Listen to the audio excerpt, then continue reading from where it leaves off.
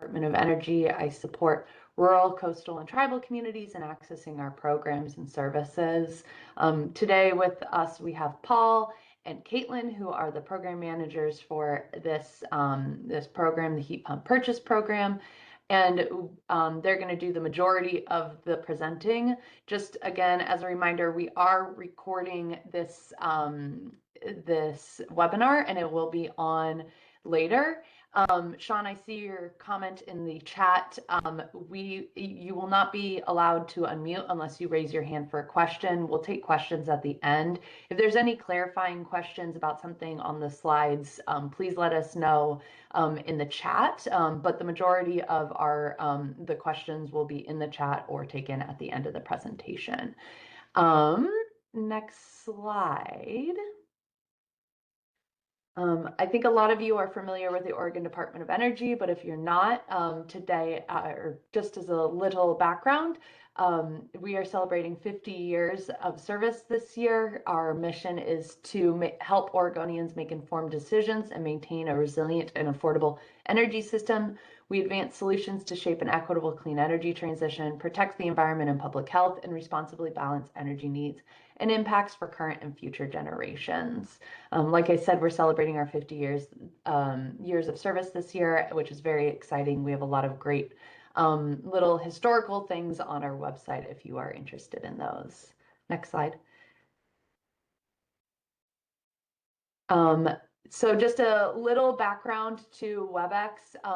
If you need to mute or unmute yourself once you are allowed, it will be available at the bottom. There's also video options at that time that will come available.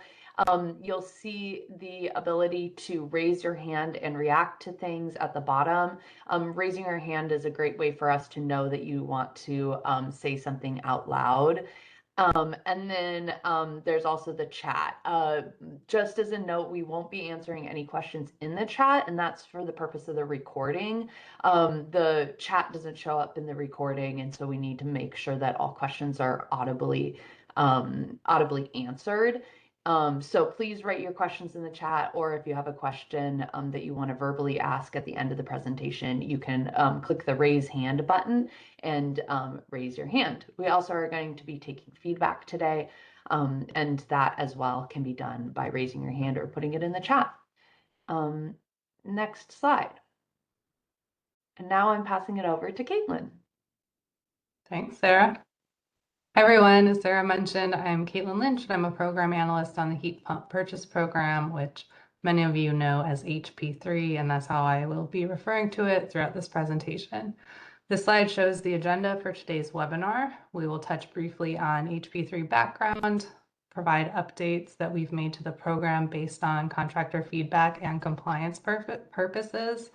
We'll provide some recommended best practices for accessing the program, reiterate invoice requirements, since this is the main issue we see on incentive applications, and we will provide details on the round 2 funding availability.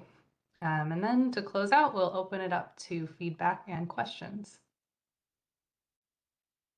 So as you likely know, HP3 is funded through a climate pollution reduction grant from the federal government. The funding is fully obligated and still available even with the current federal government shutdown.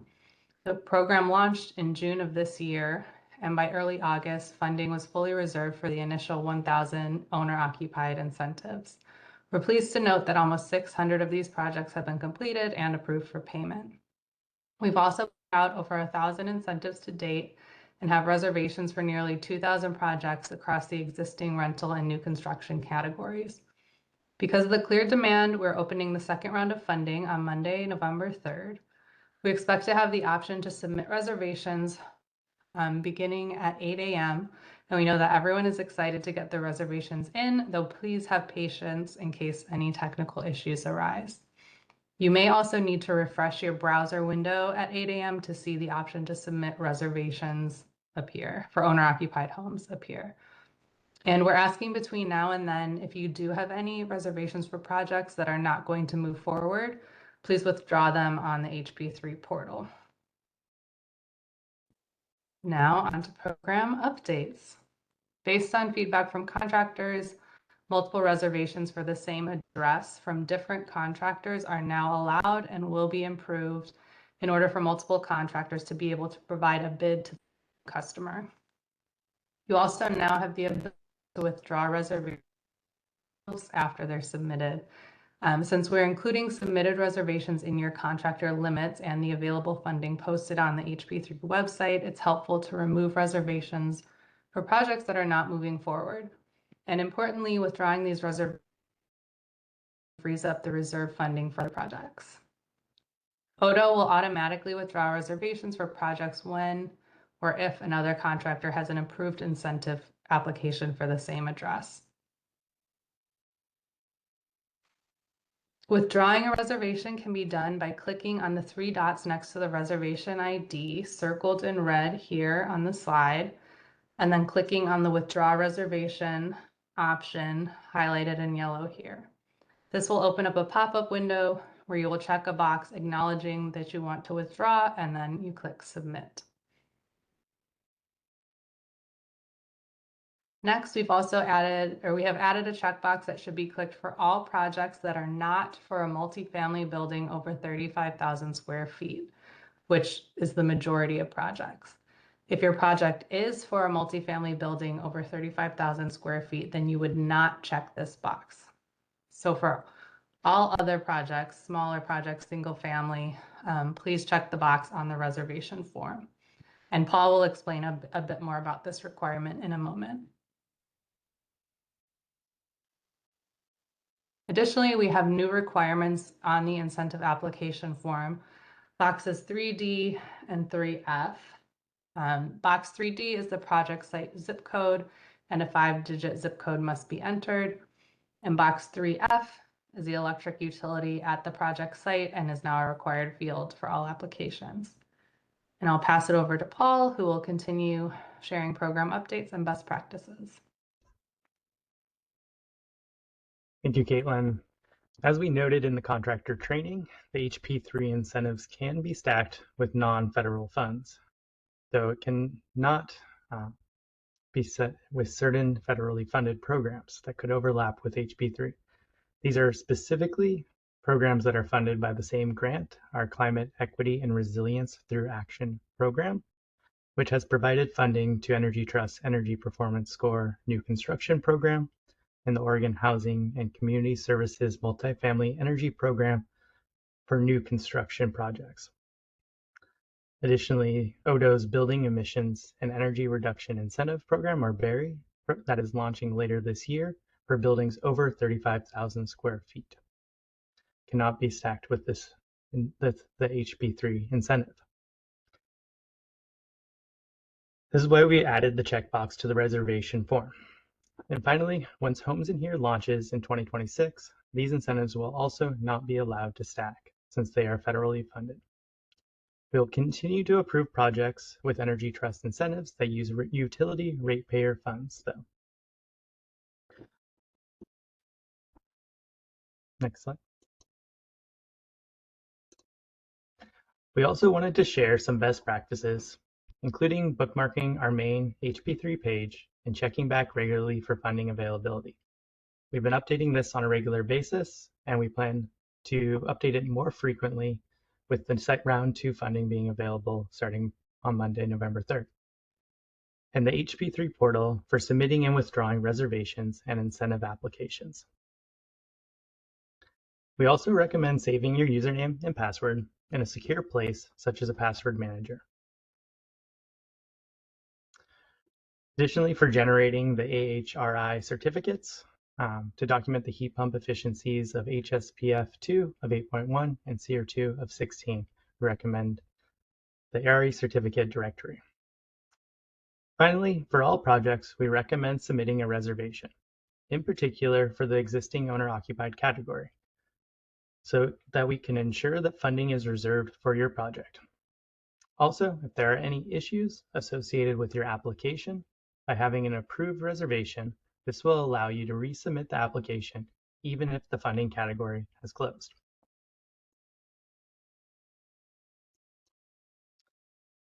Next, we wanted to reiterate some of the invoice requirements, including that the project must include, or the invoice must include, the customer's name, the project address, the heat pump costs separate from any installation or labor costs, the heat pump brand and model numbers for both the indoor and outdoor unit, the HP3 incentive, and any other incentive that the customer is receiving. We also require the text included, word for word, there shown at the bottom. And then finally, the contractors and customer signatures and dates need to be included on the invoice.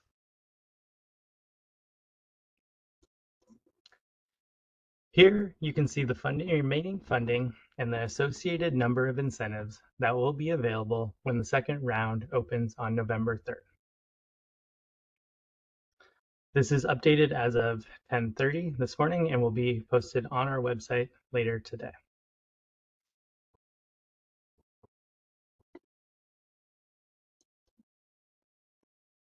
Thank you for attending. At this point, we're going to take feedback and questions.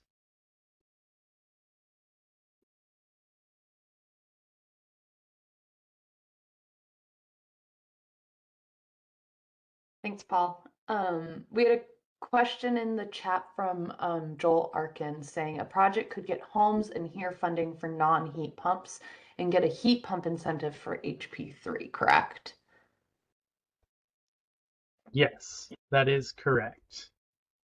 We cannot, so specifically the funding cannot include a heat pump in the project that is being incentivized with those other funds.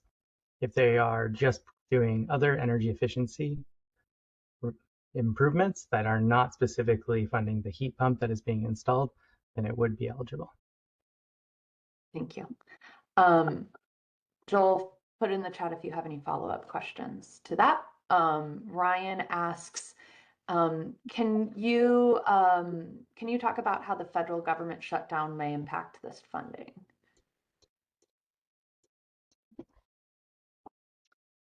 At this time, the current government funding shutdown is not affecting the program fundings in any way.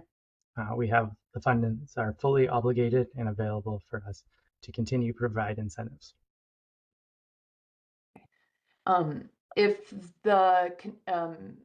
something happens with the funding at the federal level, is there what would be our response to getting that funding out the door? Like if that funding was cut, how long would we have to tell contractors, or what would our process be? Do you understand my question? Sorry. I do. If I can get my answer for this last time. Yeah. So it really depends upon the notification we're given. I know on when the SFA project was terminated, that there was a tail end of that project. And so it's really going to depend upon the notification. If the sort of funding is terminated, it'll depend upon the specific notification that we get from the federal government. But at this point in time, we have no indication that that's going to happen. Okay, thank you. Will we be notified if we are removed from a reservation?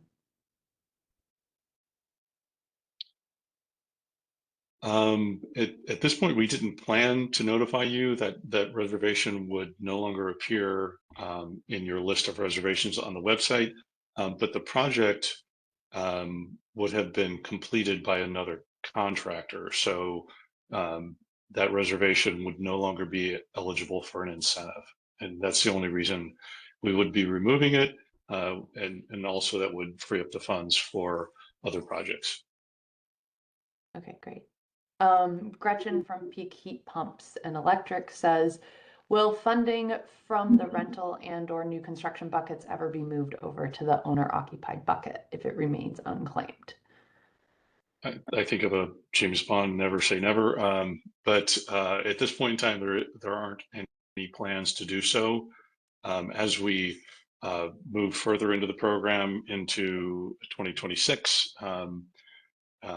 we'll continue to monitor the adoption in that new housing category, and we will discuss that with the US EPA if it's appropriate.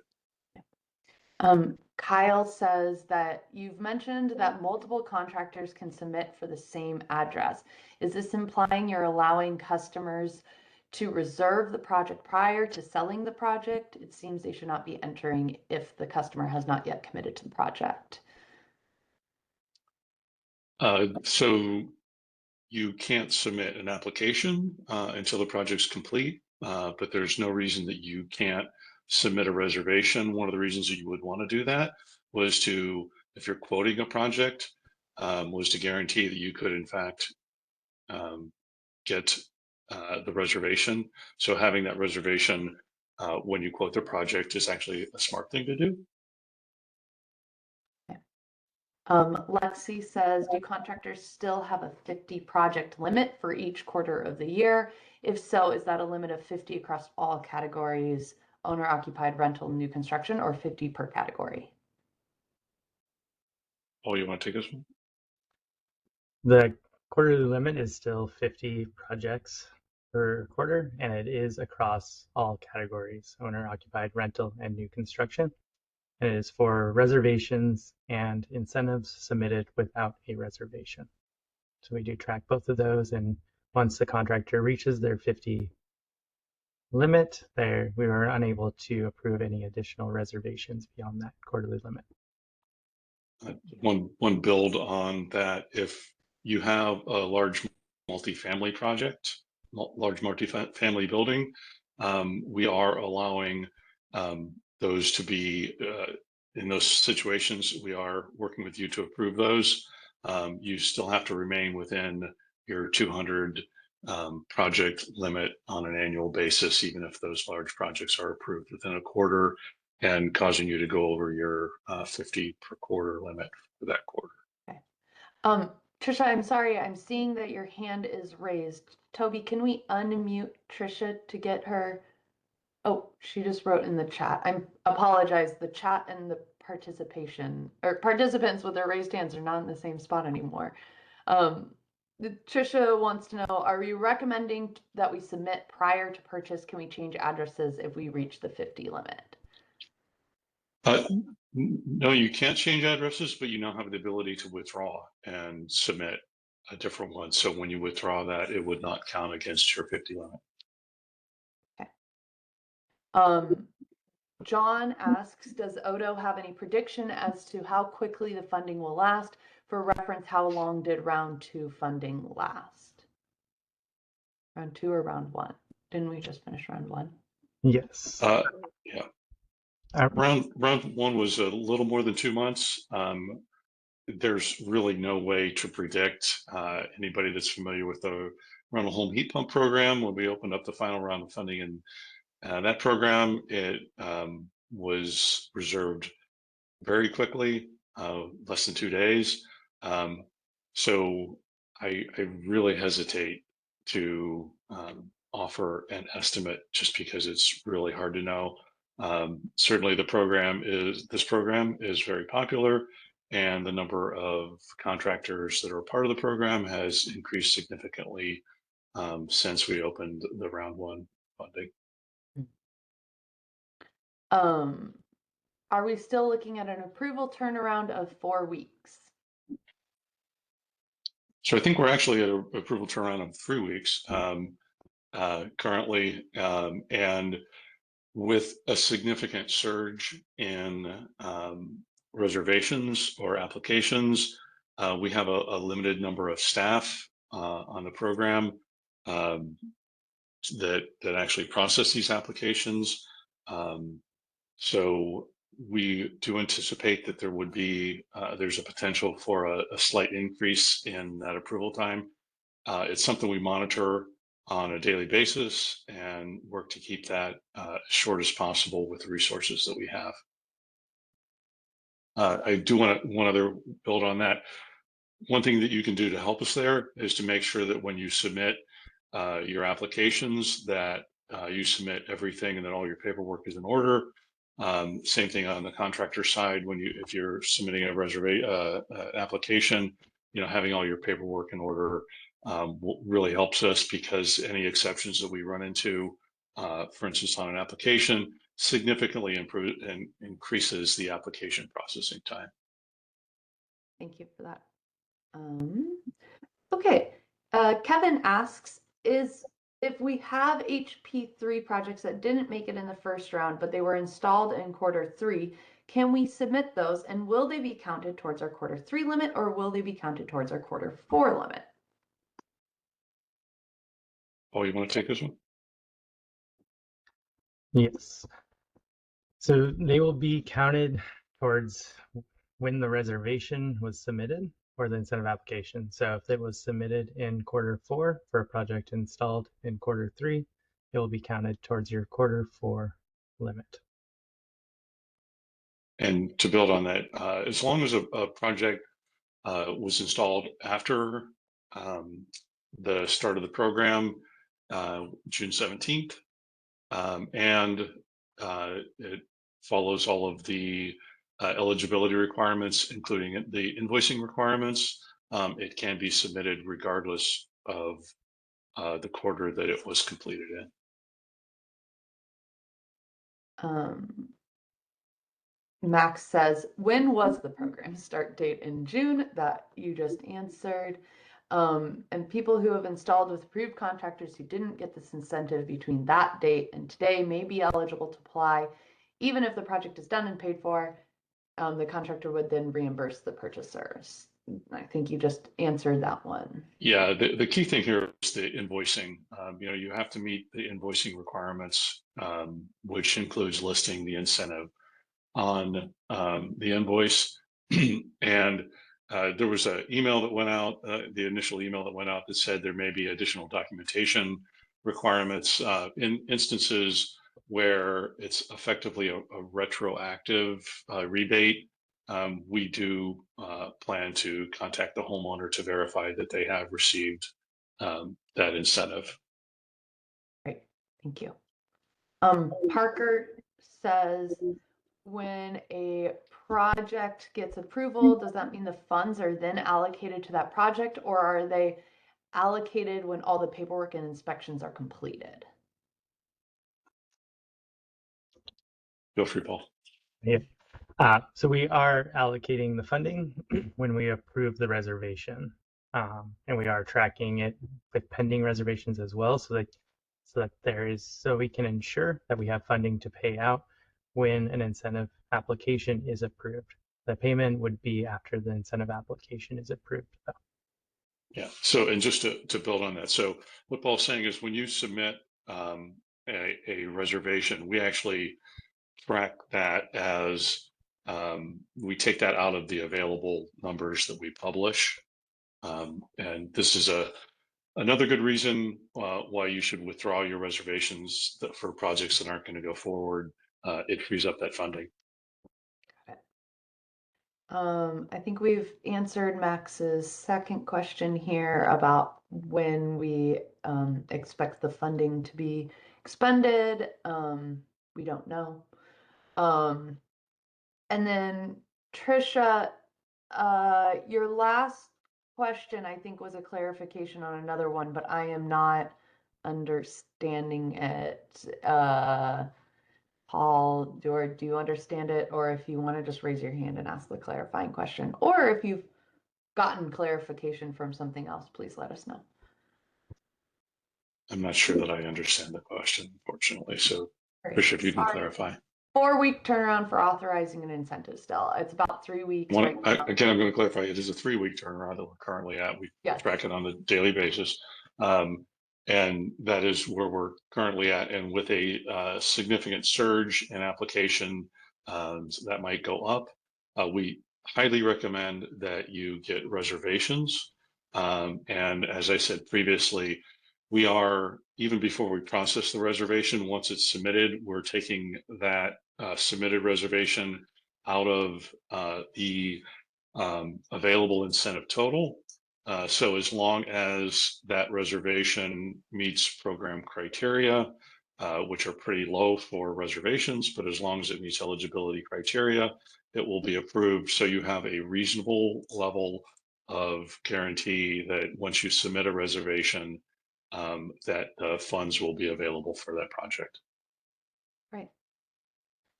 That's the last question I see in the chat. If there is any other questions, please feel free to put them in there.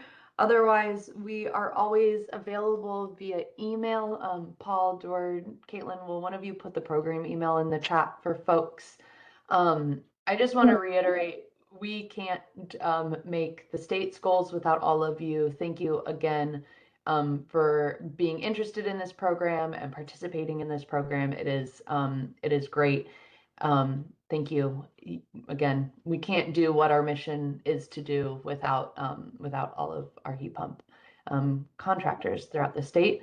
And then also just as a reminder, double check your work. If you want that 3-week turnaround to go down, the easiest way is to make sure that your reservations and your paperwork and everything doesn't have to come back to you. So any final thoughts or questions for the team?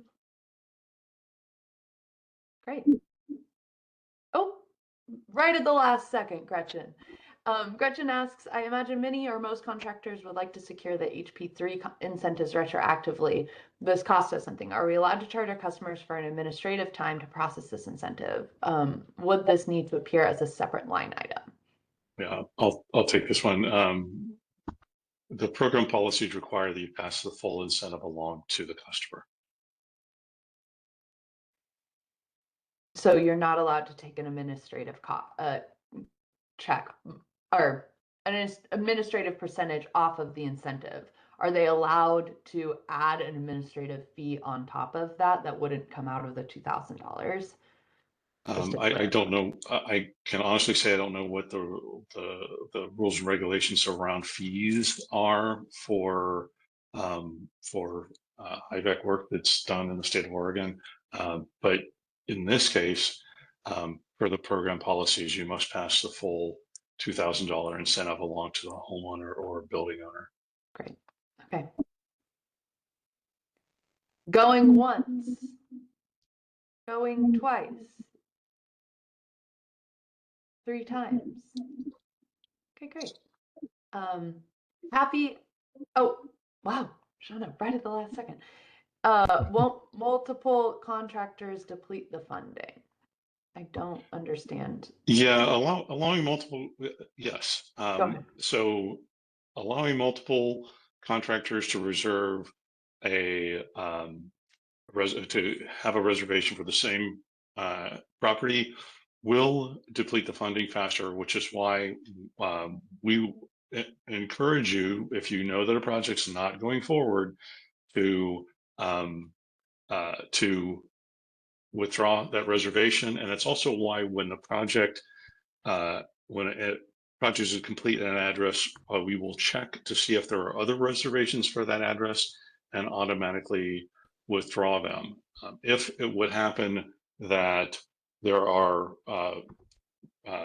incentives that become available after a funding category is closed, we will make those incentives available at a later time. Great. We just for what it's worth, we want to see every one of these incentives utilized. That's why we do what we do. So we're trying to make this work both to allow customers to get multiple quotes, which is always a smart thing to do. And one of the problems that we heard from contractors was that their reservations were being denied because another contractor had a reservation for the same address. So we want to help both contractors and homeowners in that regard. And the processes that we put in place are meant to allow that and then to free up those reservations that won't be used because the project will be completed by a different contractor.